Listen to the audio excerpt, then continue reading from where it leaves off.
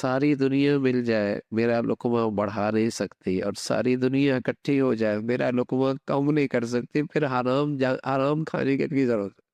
حرام کمانے کی کیا ضرورت؟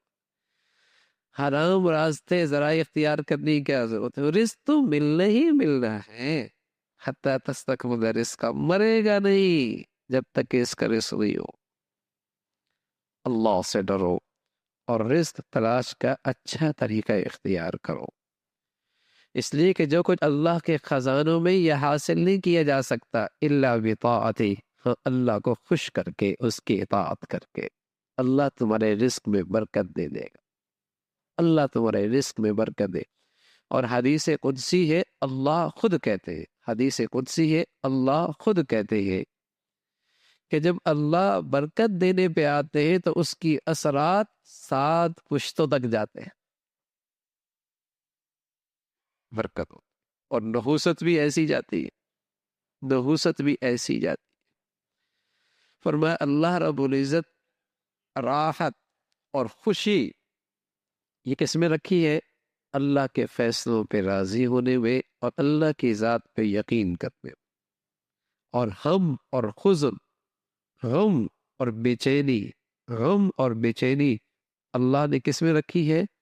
شک اور اللہ سے ناراض ہونے میں، کہ اللہ کے فیصلوں میں جب آدمی ناراض رہتا ہے اور اس کے فیصلوں پہ راضی نہیں ہوتا تو ہمیشہ غمگین، غم زدہ رہتا، شکوے اس کے اندر رہتے، شکوے رہتے۔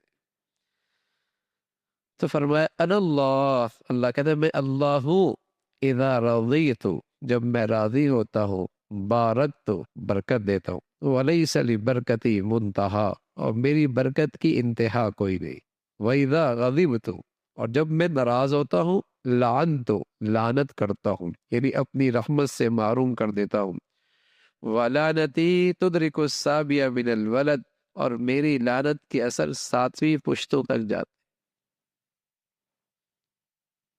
تو اس کے نافرمانی کے نتائج بد ہے کہ آدمی کی زندگی برکتوں سے خالی ہو جاتی، آدمی کی زندگی برکتوں سے خالی ہو جاتی ہے۔ زندگی مبارک ہو اور اس کی زندگی کا ایک ایک لمحہ جو سونے چاندی سے، ہیرے جواہرات سے زیادہ قیمتی ہے، یہ زندگی کی لمحات کسی کام میں لگ جائے، کسی اچھے جگہ پہ لگ جائے تاکہ ہیرے جواہرات سے زیادہ قیمتی بن جائے، یہ برکت ہے، یہ برکت۔ اللہ ہم سب کو بھائی زندگی کے دیگر لمحات کچھ ایسی ہی نصیب فرما دے، عمل کی توفیق نصیب فرمائے۔